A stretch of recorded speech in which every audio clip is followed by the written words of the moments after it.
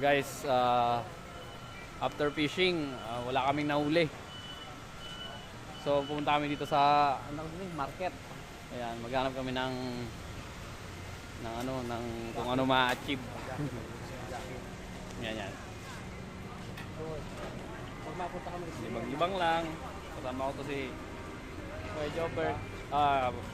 Announce ko lang, kami na ngayon ang bagong generation ng mga vlogger. Yun. So abangan nyo, magbablog na kami ni Jobert.